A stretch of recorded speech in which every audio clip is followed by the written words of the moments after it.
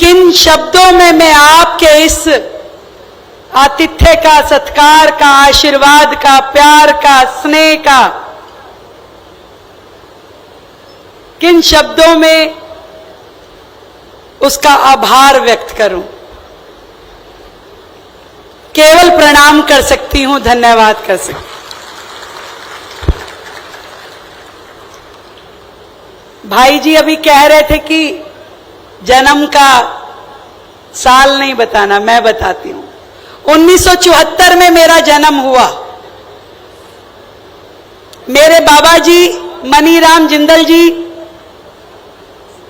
आड़त का काम करते थे यहां,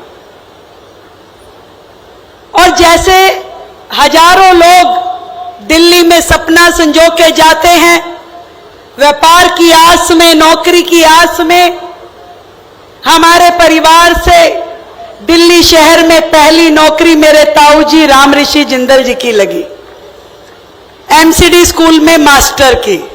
आज भी लोग उनको मास्टर जी बोलते हैं। और फिर मेरे पिताजी ने बैंकिंग का एग्जाम क्लियर किया और उनकी नौकरी एसबीआई बैंक में लगी।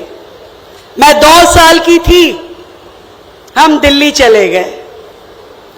उसके बाद से मेरा जुलाना तो कई बार आना हुआ, पर आज 48 साल बाद मैं नंदगढ़ की धरती पे आई हूं। मेरे प्रिय बड़े भाई, इस राज्य के मुख्यमंत्री, हमारे सबके दिलों पे राज करने वाले आदरणीय नायब सिंह सैनी जी जब मुझे दिल्ली में मिले तो उन्होंने कहा, बहन गांव कब आओगी? 3 महीने पहले की बात है। मैंने कहा, भाई साहब जन्मदिन वाले दिन आऊंगी। और उस 3 महीने में मुझे खुशी है कि आदरणीय मुख्यमंत्री जी ने हमारे इस गांव के लिए, इसके आसपास के गांव के लिए अनेकों कार्य करवा दिए। और आज जब मैं इस प्रांगण में आई तो उन्होंने एक के बाद 8-10 योजनाओं का शिलान्यास और उद्घाटन मेरे हाथों से करवाया। मैं कैसे आपका आभार प्रकट करूं? आदरणीय मुख्यमंत्री जी का भी, मंच पे उपस्थित मेरे सभी आदरणीय बड़ों का भी, और सामने उपस्थित हजारों की संख्या में आसपास के सभी गांव से आए हुए मेरे बड़ों का, मेरे भाइयों का, मेरी बहनों का, मेरी सारे परिवारजनों का। इतना सुंदर जन्मदिन तो मैंने दिल्ली में कभी नहीं मनाया,